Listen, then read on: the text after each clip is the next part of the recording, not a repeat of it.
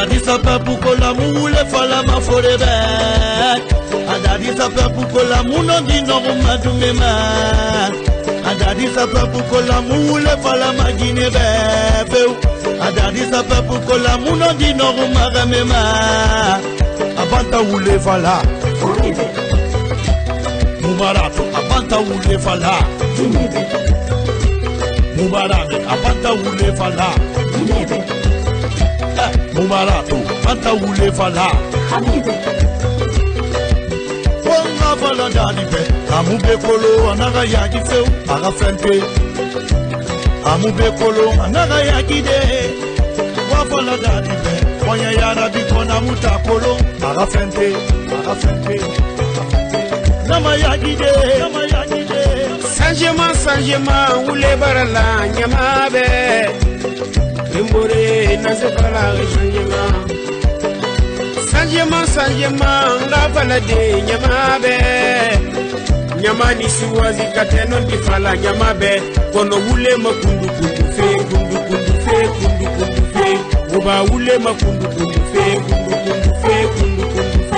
Uba ule makundu Wabala dadi be, sori yambwe mba, sori yambako, sori yambwe ule muna sono. Nondi afala fala, kere munu soma be. Kamena niyali, ngene munu fama be. Ule bala gosono, muye munu tima be. Kame bala gobo, kasisi ya naga dansono. Ule bala lapuke, wabala dadi be.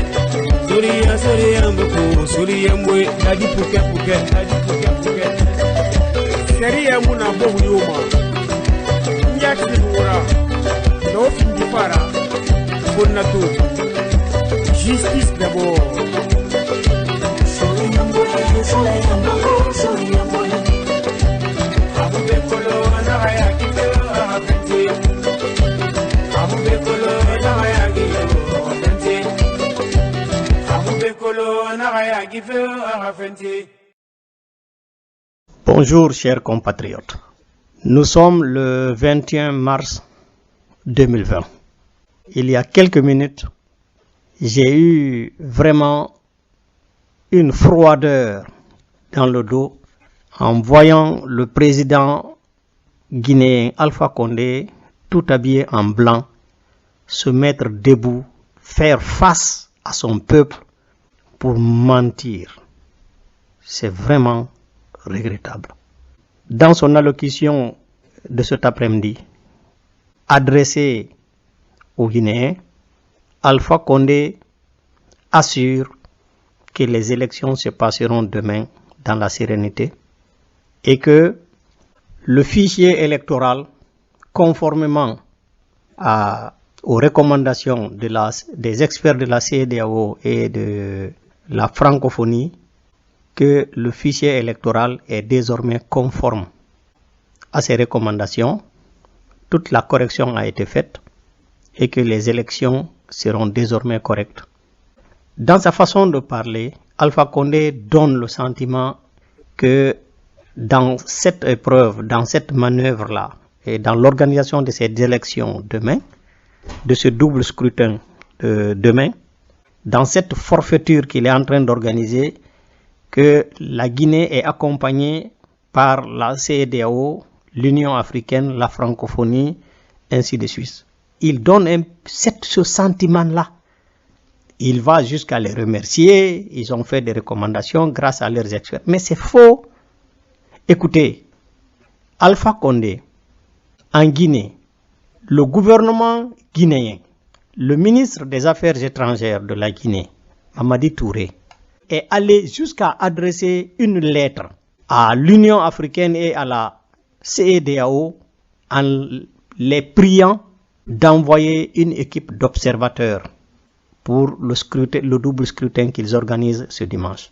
La CEDEAO a été claire dans sa réponse. La CEDEAO a répondu dans une lettre datée du 19 mars 2020 qu'elle serait prête à envoyer des observateurs si les autorités guinéennes avaient accepté ou si les autorités guinéennes acceptent d'organiser les élections dans les conditions inclusives et apaisantes. Mais, comme ce n'est pas le cas, la CEDEAO a refusé d'envoyer des observateurs. L'Union africaine a suivi. Elle s'est alignée à la position de la CEDEAO.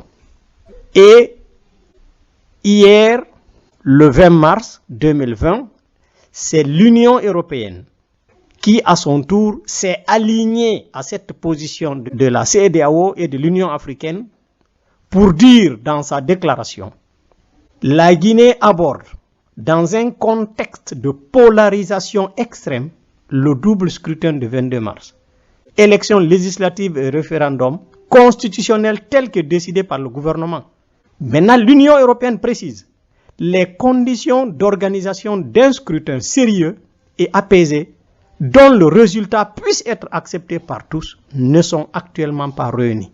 Alors, l'Union européenne apporte son soutien total aux initiatives de la CEDEAO, donc à la position de la CEDEAO et de l'Union africaine et de l'Organisation de la francophonie. Voilà. Actuellement, la Guinée est seule. Le gouvernement guinéen est seul dans cette aventure. Ni la CEDEAO, ni l'Union africaine, ni la francophonie, ni l'Union européenne, aucune institution, aucun partenaire n'a accepté d'accompagner le gouvernement guinéen parce que tous disent que les conditions d'organisation d'un scrutin sérieux et apaisé, inclusif, n'existent pas. Ces conditions ne sont pas réunies. Alors, tout le monde a pris distance. Ça veut dire que ce scrutin qui va être organisé ne sera reconnu par personne. Alpha Condé est en train ici d'engager un coup d'État. Et quand il aura fini de mettre en œuvre son coup d'État, c'est là où il verra réellement les conséquences qui ne vont pas du tout tarder à lui tomber dessus. Si le peuple n'arrive pas à bout de lui dans ces 2 jours-ci, Alpha Condé verra très bien le malheur qui s'abattra sur son dos.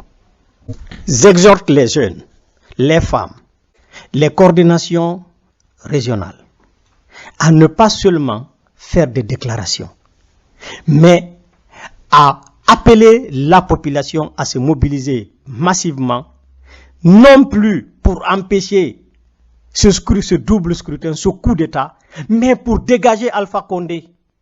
Désormais, le peuple de Guinée doit se lever pour sortir ce criminel et ses complices de notre pays. Merci. Ensemble, nous vaincrons. Kolo na ya gifo a